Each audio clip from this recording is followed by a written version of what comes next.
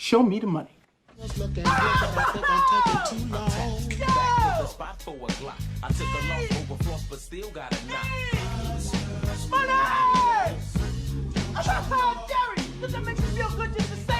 All right, we are back here. Show me the money. Week number 2 of the NFL season coming up. Join me today. Somebody we first heard from back in the NFL Draft podcast back in April. He's a big fan of the Tampa Bay Buccaneers. Charlie Borges is back here. Charlie, how are you? I could be better after this week's performance, but I'm doing fine personally. Well, that's good to hear you fine personally. Before we get into what happened last week at Tampa Bay, can you tell me a little bit how you became a Buc fan? That's a question that I get a lot. The story used to be longer, but I've slowly shortened it as the years have gone on. I was a huge Keyshawn Johnson fan.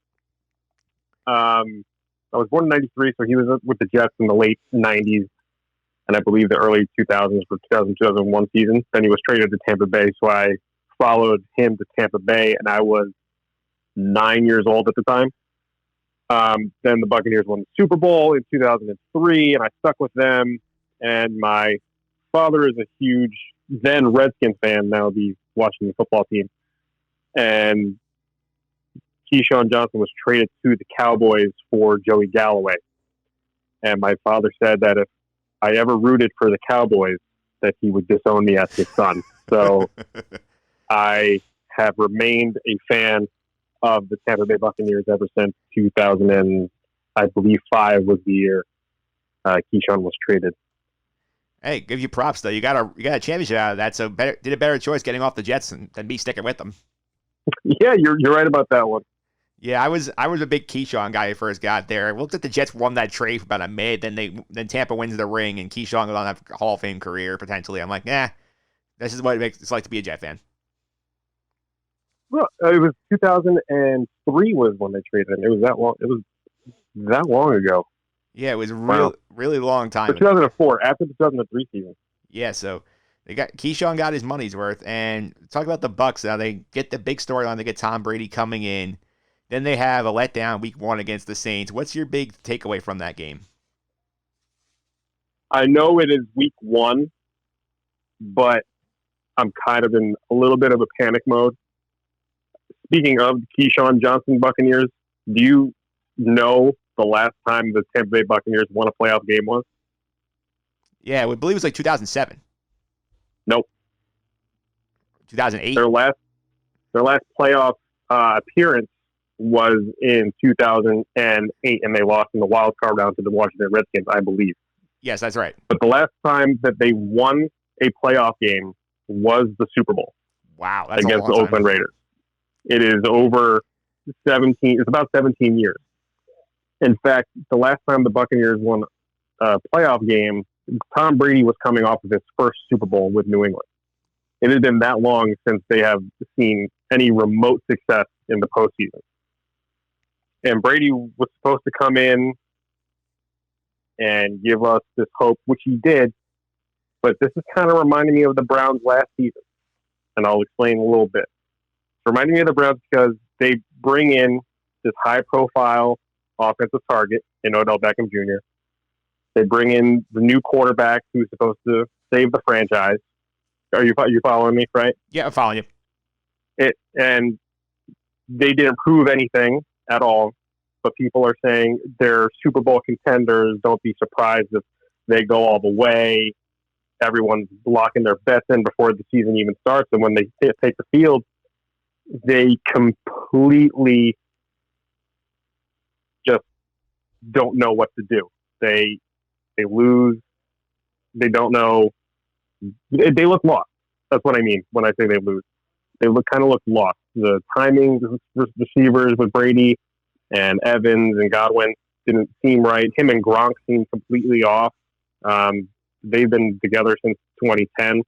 They did have that 1 year off when Gronk was retired, quote unquote. I'm not even going to count that as a real retirement. He just took a vacation.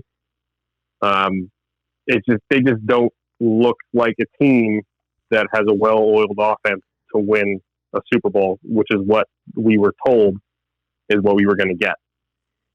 Yeah, I guess that's a fair point. My counter to that would be, it is one game. It is also a very strange off season where, they had no OTAs, they had no mini camps, they just had barely a training camp at any preseason games. I'm not shocked there's rust there, but you do still have to be concerned that Tom Brady is 43 years old, and history has not been kind to quarterbacks over the age of 40. So you always have to be worried that, maybe the father time does catch up with him at this point.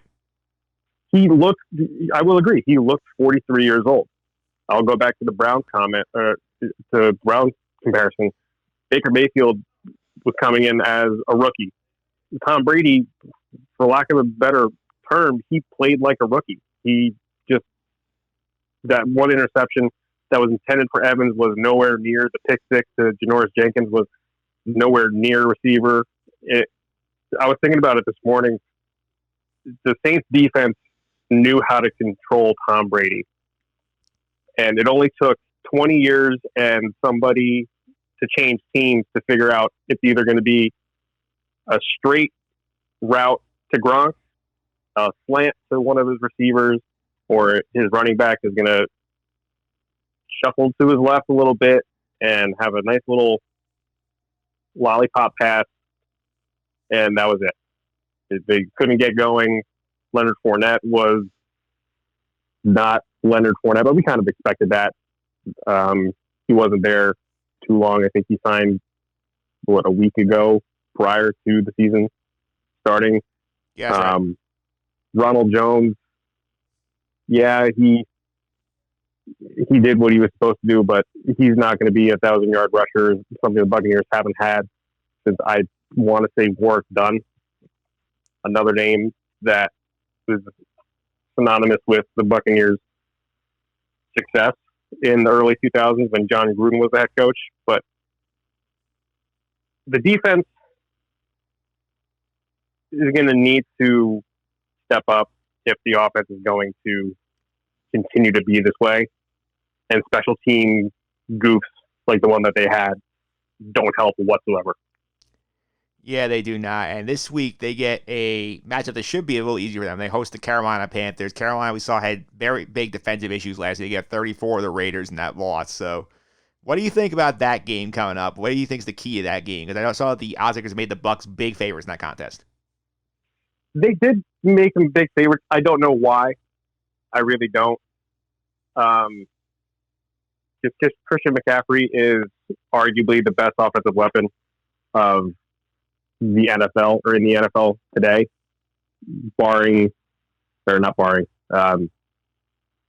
besides Lamar Jackson and Patrick Mahomes.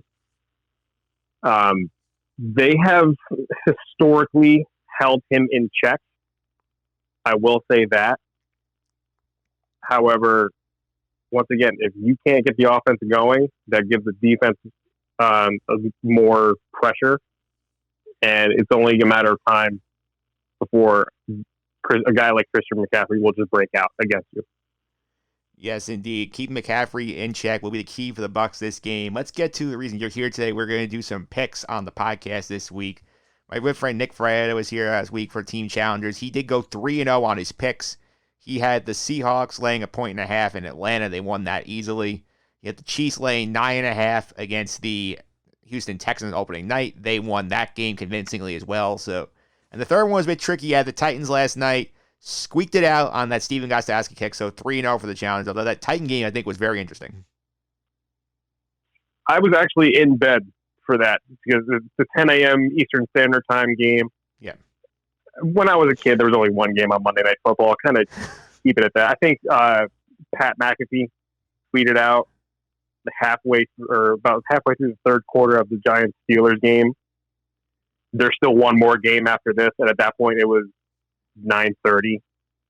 And I'm like, I'm going to bed. I'll just read the box score in the morning, see what happens. So sorry I can't comment on the game. I was just in bed.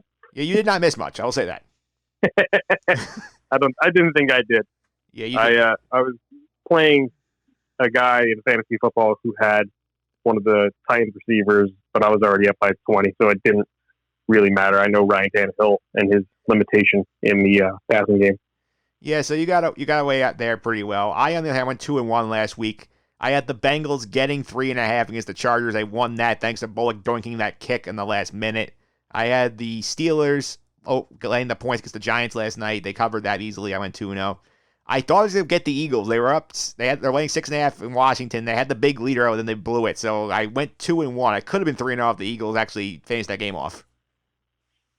Well, hopefully this week you'll get a better result, and you can put my money where it is. You know? Yes. You know what I mean? So let's do it. We are going to do it here. We are getting to the picks for the week. The season, the Challengers are 3-0. I am 2-1. Charlie is the rep for the Challenge this week. You're up first. Where are you going with your first pick? I am taking the Bengals, who are getting 5.5 against the Cleveland Browns. Joe Burrow looks like the number 1 overall pick. Get flashes of it, and I expect him to do it again against the Cleveland Browns. The Browns they were the Cleveland Browns, so I will surely take the 5.5 that the Bengals are getting. Yeah, I'm with you on that one. That's when I looked at the line. I'm sitting here, I'm like, really? 5.5 for the Browns after that performance? So I fully respect that pick. I know this is also one of those ones where the odds might say, okay, like, we do it, and everybody picks the Bengals and they lose, but I like the logic. I like the Browns there. I like the Bengals there. Excuse me. Where are you going with your next pick? I'm going with the Minnesota Vikings getting 3 against the Indianapolis Colts. The Vikings offense is a lot better than what people think it is. The Colts, they kind of had a heartbreaking loss last week. Phillip Rivers wasn't what they thought they were getting, kind of like the Buccaneers and Tom Brady in week 1 at least. So I will take the Vikings being the underdog against Indianapolis. Yeah, that Colt game was very disappointing last week with the Jags because the Colts had a chance to win that early. Phillip Rivers was the big pick late. And the Vikings, they are a good football team. If they can get Dalvin Cook going, that's a good value there at the 3. I will agree with that wholeheartedly. So I took them. All right, up to your last pick. Where are you going for pick number 3? I am taking the Packers over the Lions. The Packers are giving 5.5. Aaron Rodgers is still one of the most elite quarterbacks in the NFL. I don't know where that narrative came from in the offseason where he wasn't what he used to be. Maybe he's not an all-pro anymore, but he's still a heck of a good quarterback, so I will take them over the Lions, who did not do well at all last week. No, that you got to think there's some hangover for the Lions after that game, too, because you look at it, and it's like you have a lead that big. You're up 23-6 in the fourth quarter, and the Bears scored 21 unanswered, and on top of that, DeAndre Swift drops the game-winning touchdown in the end zone. You got to think there's a little mental damage going into that next game. I absolutely. Once again, Aaron Rodgers for the win. Discount double check. Discount double checking your way through your 3 picks. So I'm up now. Pick number 1. I am going to the Giants here, getting 6 points in Chicago against the Bears. That's another one where I watched the Giants last night. I'm like, okay, they look pretty good. Daniel Jones made a big mistake in the red zone, but they played the Steelers competitive most of that game. I'm going to Chicago. I'm getting 6 points against the Bears. The Bears, who were awful for 3 quarters last week. Give me all those points. The Giants will get the run going. Saquon will keep this close. The Giants might still lose because the Bears have a little more talent, but give me the 6 points of the Giants. Pick number 1.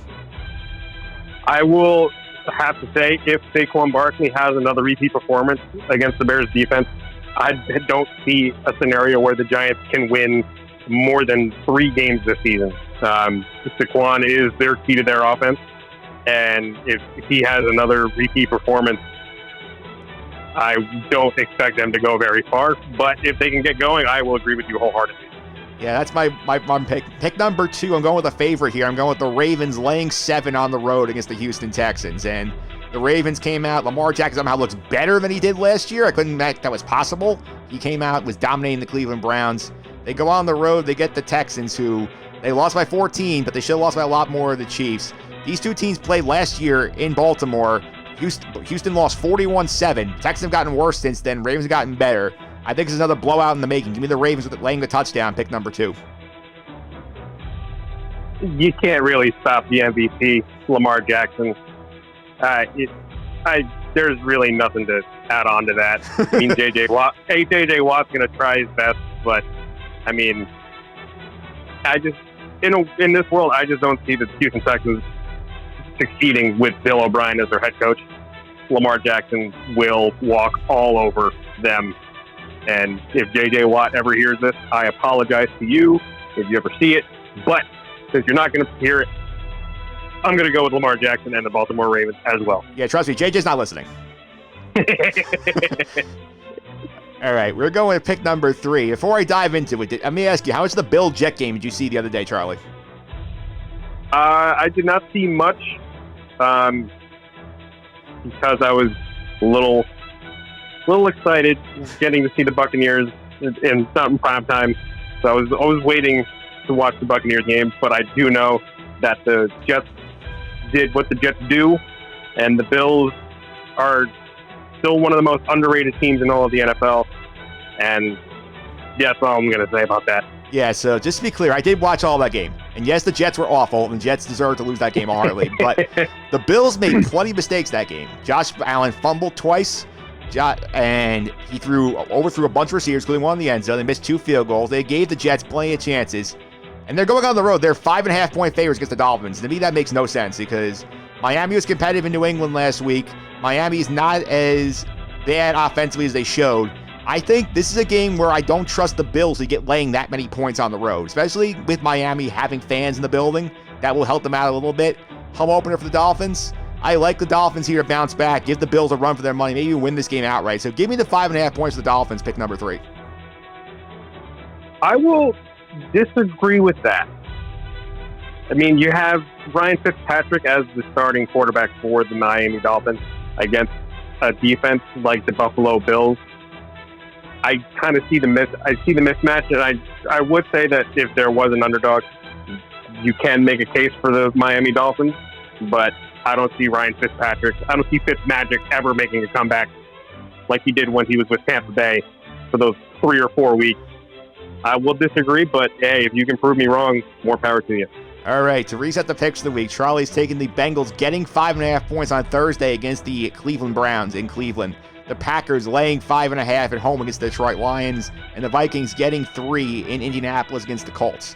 I am going with the New York Football Giants getting 6 points at the Chicago Bears.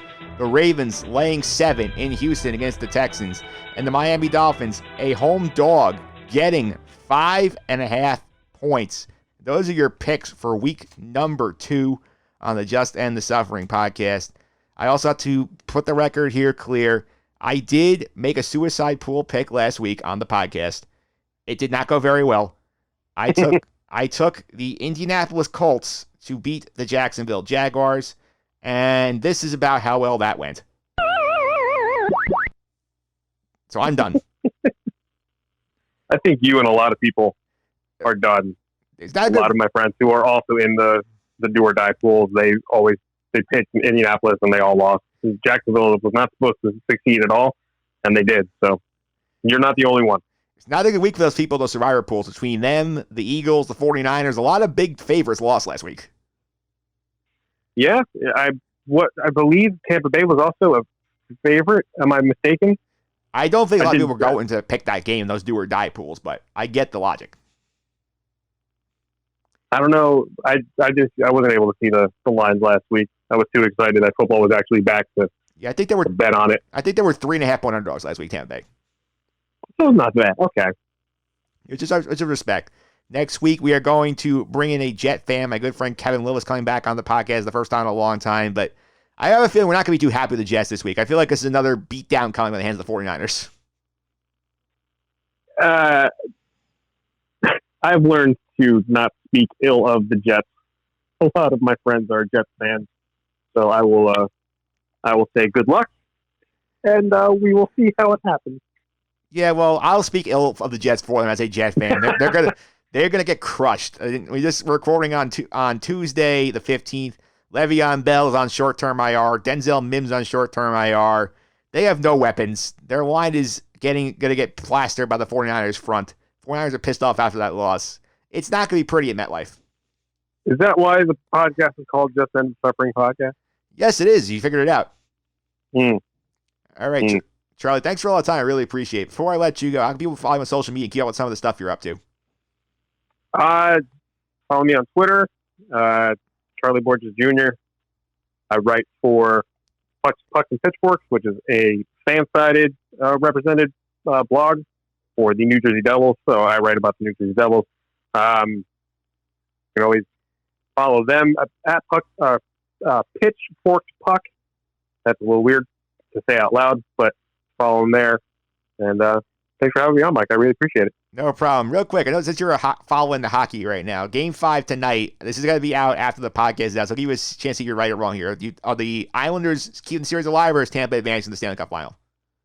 Tampa Bay does make it to the Stanley Cup Finals, but they don't do it tonight, which is Tuesday. So you're taking the Islanders tonight? Yes. There's only been one team that has ever come back from a 3-1 deficit in the conference finals when the conference finals were a thing. I believe the first year the conference finals was a thing in hockey was in 1982. Only one team has ever come back from a 3-1 deficit, and that team was the 2000 New Jersey Devils when they came back from a 3-1 series deficit against the Philadelphia Flyers. Their general manager at the time was Lou Lamoriello. The current general manager of the New York Islanders is Lou Lamoriello. So I'm thinking a little Lou magic, but I think it kind of runs out, I would say, halfway through Game 6. So I'm going to say the Islanders win it tonight, force Game 6, but unfortunately they will fall in Game 6, and we'll have a Dallas Stars, who saw that coming, and Tampa Bay Lightning Stanley Cup Final. Yeah, I'm going to break down the Stanley Cup final on the podcast next week with our hockey guy, Pete Considori. Up next, we're going to do the pop culture portion of the program, and we talk to our pop culture correspondent, Sam DeRosa, right after this.